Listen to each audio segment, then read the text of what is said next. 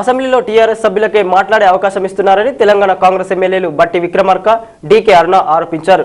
బట్టి విక్రమార్క, డీకే అరుణలు మాట్లాడుతూ పార్టీ ఫిరాయింపులతో రాజ్యాంగాన్ని ఉల్లంఘిస్తున్న కేసీఆర్ తీర్పై అసెంబ్లీలో వాయిదా తీర్మానం ఇచ్చామని తెలిపారు.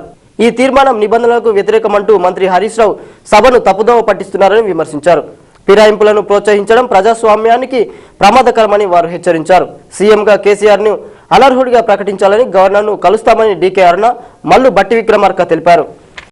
ముఖ్యమంత్రి థర్డ్ షెడ్యూల్లో ఉన్నటువంటి ప్రమాణ పత్రాన్ని ఆధారంగా చేసుకొని ముఖ్యమంత్రిగా ప్రమాణ స్వీకారం చేసినటువంటి సందర్భాన్ని గుర్తు చేస్తూ ఈ రాజ్యాంగాన్ని రక్షించవలసినటువంటి ముఖ్యమంత్రి, కాపాడవలసినటువంటి ముఖ్యమంత్రి ఆయనే సాక్షాత్తు ఈ రాజ్యాంగంలోని 10వ షెడ్యూల్ని వయలేట్ చేస్తూ ఉంటే రాజ్యాంగాన్ని వయలేట్ చేసేటువంటి వ్యక్తి ఈ రాష్ట్ర ముఖ్యమంత్రిగా అనర్హుడు అని చాలా స్పష్టంగా మేము చెప్పాం.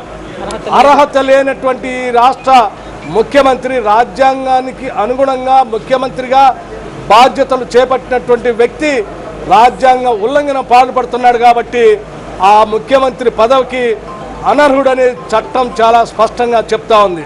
మేము చట్టాన్ని, ఈ రాజ్యాంగాన్ని కాపాడటం కోసం కాంగ్రెస్ పార్టీ ప్రయత్నం చేస్తుంది. దీన్ని తప్పనిసరిగా ఈ రాష్ట్ర ప్రజానీకం, ఈ శాసనసభ గుర్తిస్తుందని ఆశిస్తూ ఉన్నాం. అందుకోసమే పదే పదే కూడా మీ ద్వారా రాష్ట్ర ప్రజానీకాన్ని తెలియజేస్తూ ఉన్నాం. తీసుకొని వచ్చినటువంటి ఈ అంశాన్ని, మేము ఏ అంశాన్ని అయితే అడ్జర్న్మెంట్ మోషన్ ఇచ్చామో ఆ అంశం గురించి చెప్పకుండా వేరే అంశాన్ని సభలో ప్రస్తావించి సభా వ్యవహారాల మంత్రి సభని తప్పుదోవ పట్టిస్తా ఉన్నారంటే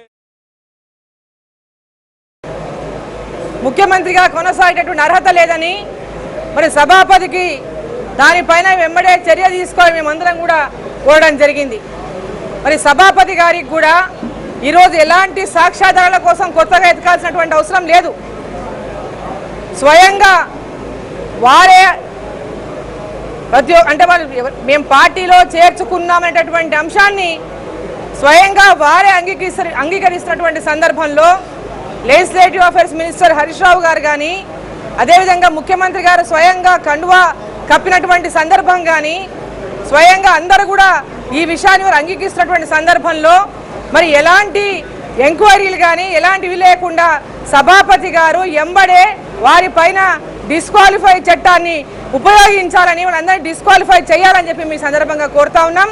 మరి ఈరోజు అదే విషయంలో గవర్నర్ గారిని కూడా మేమందరం కూడా కలవబోతా ఉన్నాం. విషయాన్ని మరోసారి తెలియజేస్తూ ఈరోజు ఈ సభలో ప్రతిపక్షాల నోరు నొక్కే విధంగా ఏ విషయం వచ్చినా ఎవరికి కూడా అవకాశం వాళ్ళ పేర్లు తీసుకొని ఇష్టం వచ్చినట్లు సభలో ఉన్నటువంటి వ్యక్తుల పేర్లు కానీ సభలో లేనటువంటి వ్యక్తుల పేర్లు కానీ వాళ్ళు తీసుకుంటూ మరి సభలో ఉన్నటువంటి వ్యక్తులకు మాట్లాడేటటువంటి అవకాశం కూడా ఇవ్వకుండా ఏకపక్షంగా మంత్రులే ధారాళంగా ఉపన్యాసాలు ఇస్తూ మరి ఒకరికే అవకాశం ఇస్తూ మరి సభాపతి కూడా నిష్పక్షపాతంగా వ్యవహరించాలని చెప్పి మీ సందర్భంగా కోరుతా ఉన్నాం. ఈరోజు ఈ యొక్క